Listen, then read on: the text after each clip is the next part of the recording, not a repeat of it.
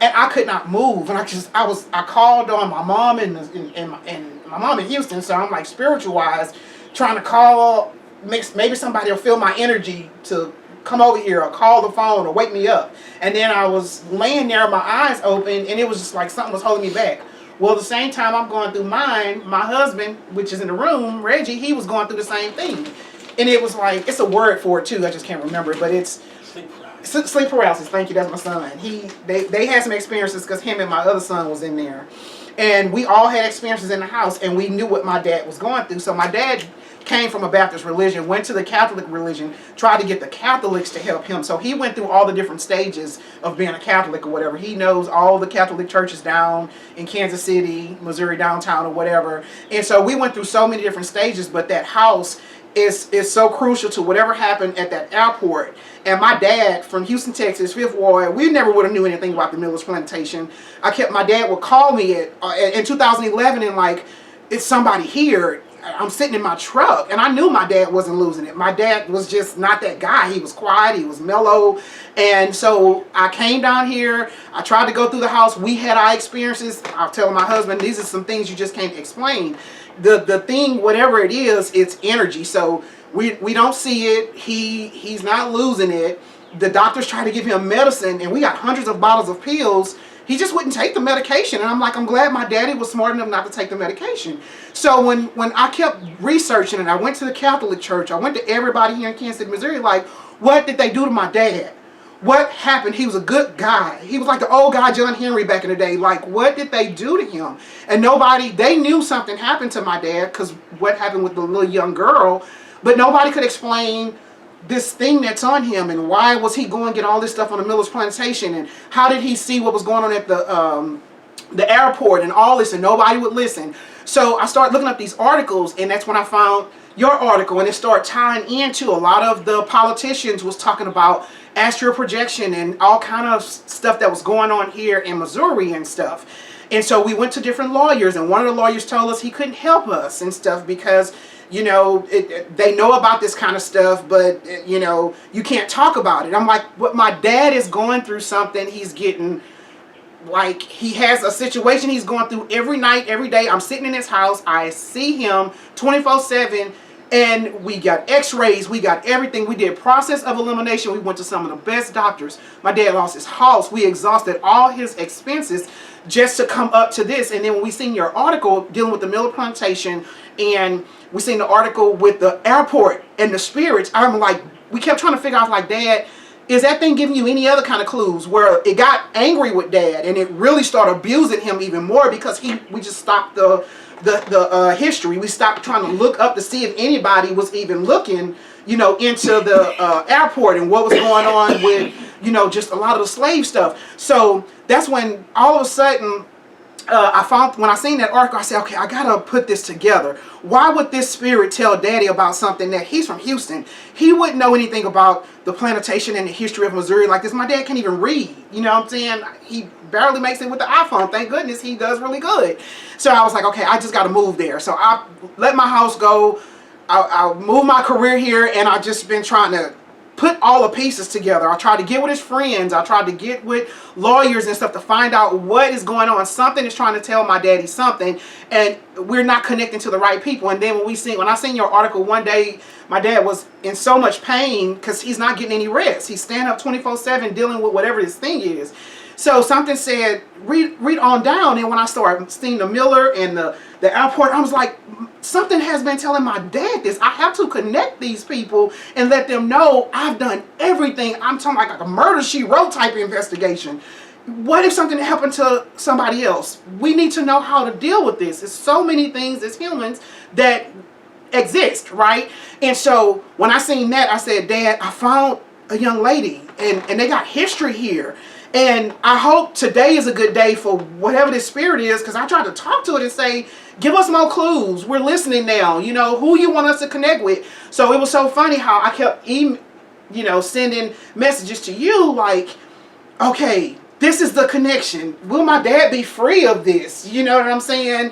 And so that's where we are today, because he's still going through these episodes 24/7, you know, and whatever this spirit is, it's like it I think what it wants everybody to know that their bodies are still there. Somebody come get us, or, you know, give us a proper barrier, or move us. You know, this was sacred ground. Everywhere around the world is certain places we just can't build. Indian reservations, there's some stuff we just can't build on, and these things want to be released. And you know, once you release them and you do it properly, go back and fix it. Go back and give you your closure. We can't move from history until we fix it. You probably can't get them people their lives back, or give them their land back. But go dig them up and give them a proper burial, and then everybody can be in peace. So I knew my dad wasn't lying. I did all the research. I work in insurance, so I did a full because I didn't want it to seem like I was just taking up for my daddy, another daddy's girl. But I'm like, what if my daddy died? He can't tell his story. You look at his professional bodybuilding picture, he rehabilitated himself.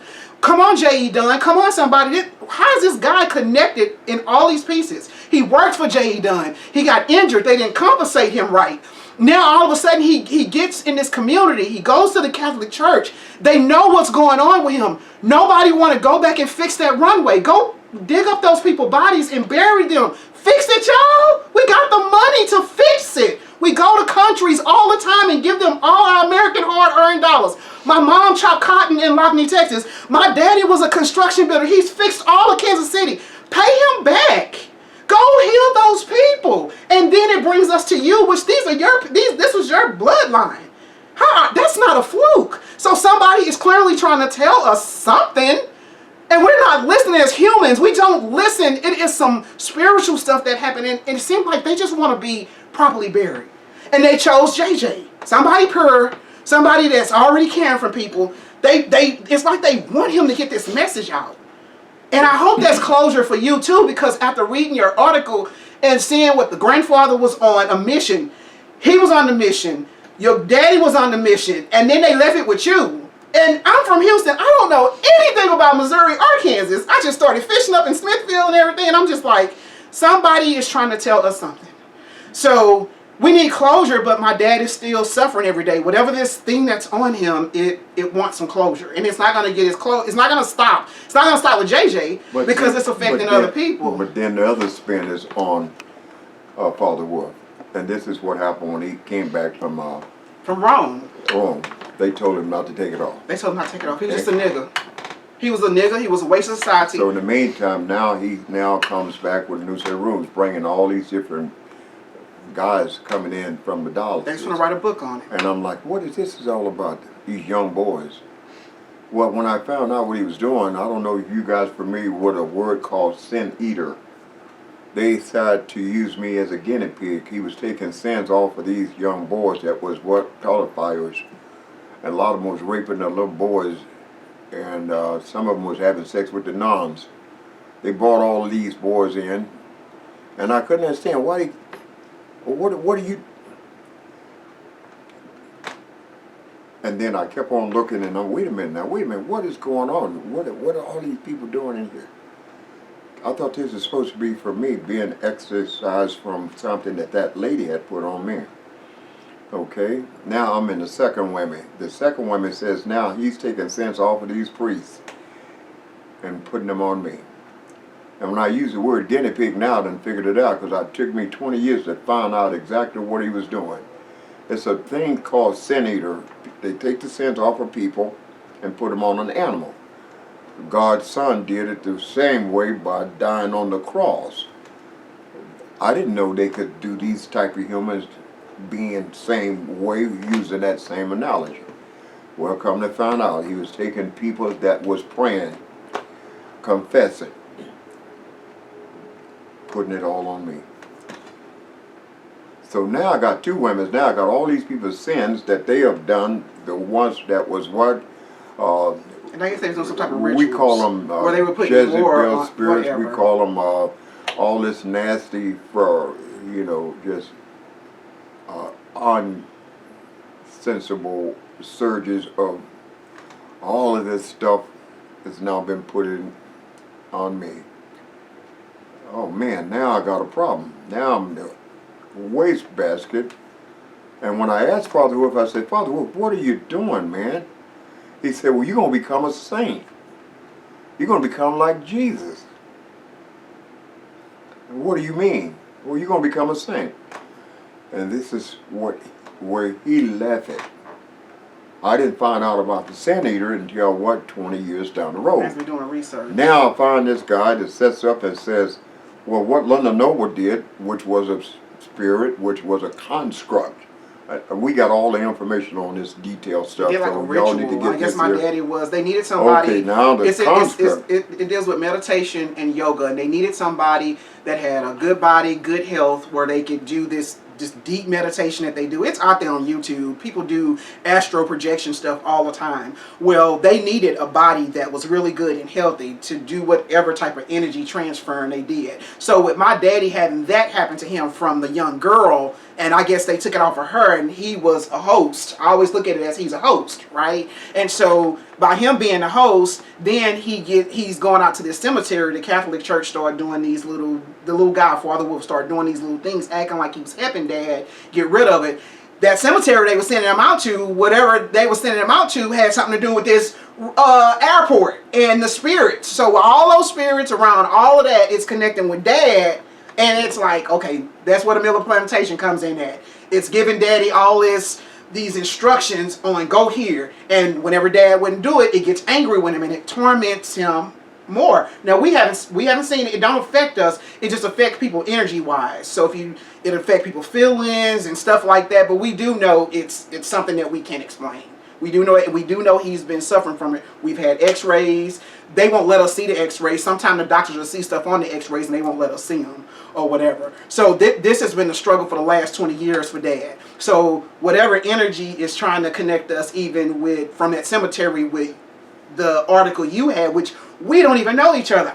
This is just me scrolling through Google. The analytics pick up, and I typed in. We was dealing with the one article with the Catholic Church because he went to Father Wolf and they moved them because they were moving a lot of the priests that did a lot of pedophiling. But that's the part you guys didn't understand. He was doing wrong. He was doing a lot of wrong. Okay. There's an article out there on that. He was doing the sin eaters. Okay. Yeah. He didn't tell me he was taking sins off of others, putting it on me. Now, since I was a pull, that means I was open. So when he had me go to the cemetery, and I'm out there praying that to the people in purgatory. Now this is an open, they said, a vortex, meaning all spirits that's even in the location. Now, what? Oh my God, they could definitely, like a magnet. This is a place I can come. And that's how everything now starts to come in, and these spirits that was out there in that location, which was at the airport, came in. Now you have to remember, what was illegal, right?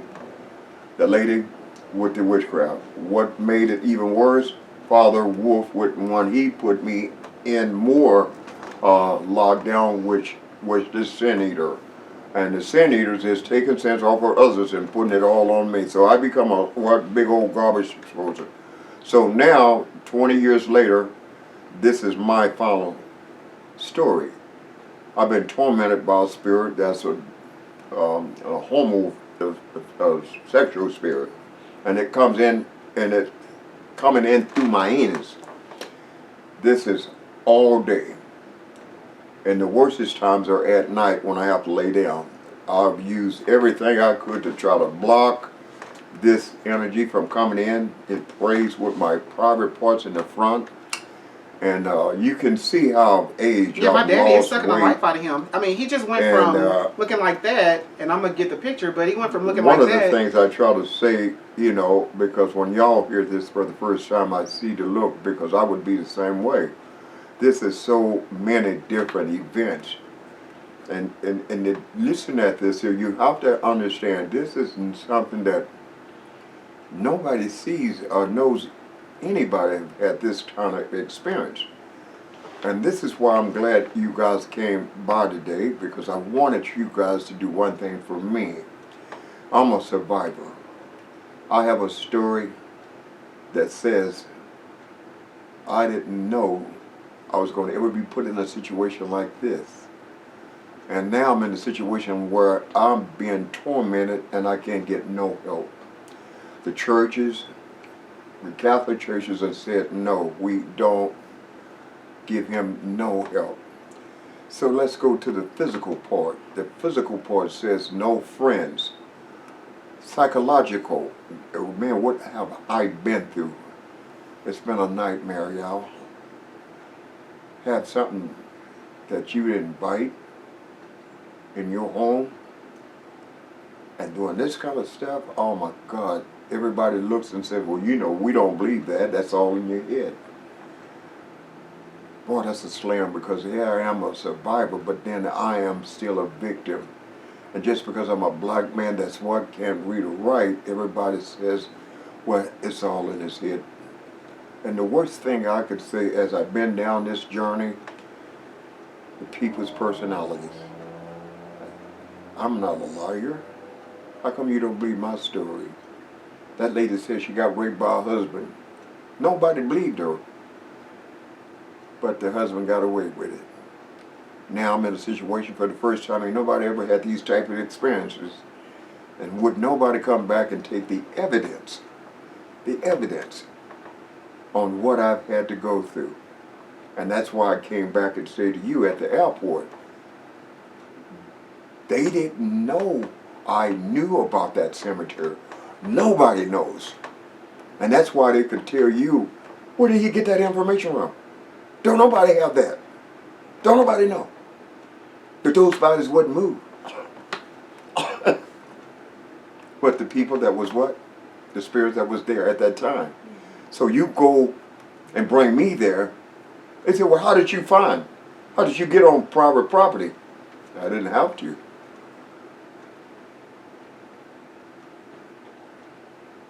So all you have to do is send your investigation men's out here and do one thing, take my story down.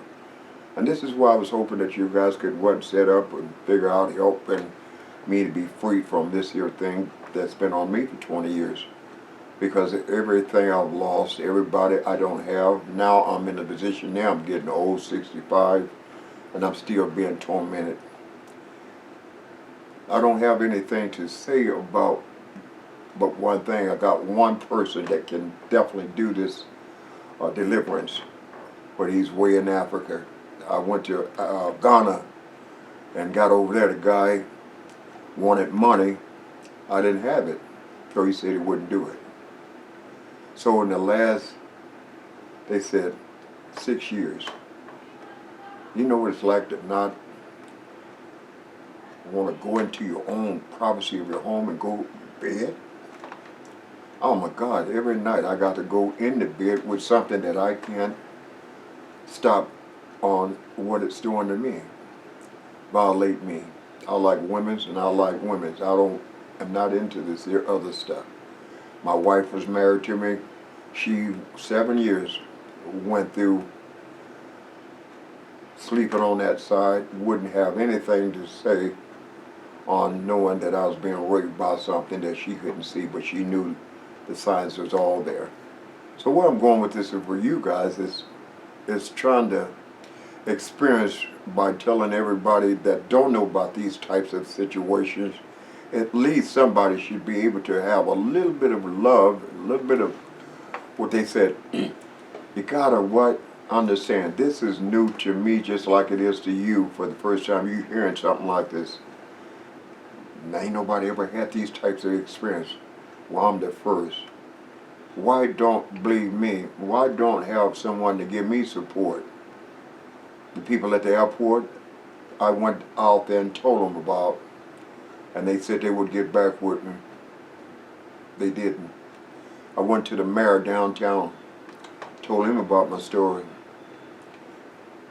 Wouldn't even call me back.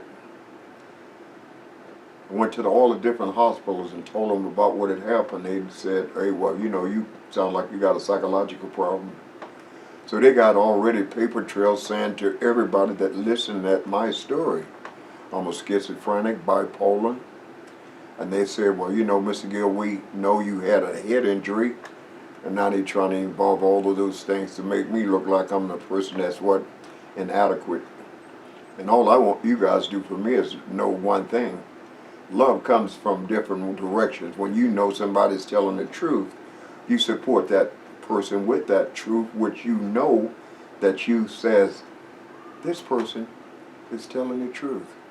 How come he can't get people to realize that he's been tormented and ain't nobody even come by to say, hey, look at how you're holding out. The hardest part, when you tell the truth and you know you telling, and then people treat the way I've been treated.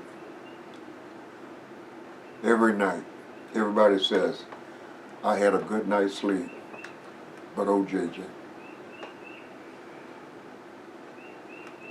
And for 20 years, I can't say I had a good day because all my days are the same. People don't know when something will get your house out of order and you try to do one thing. You try to keep yourself on a stable mind and try to say, well, hey, I'm not crazy. Bring the evidence. Bring people in can take my story. I would not want this to ever happen to anybody. What happened to me?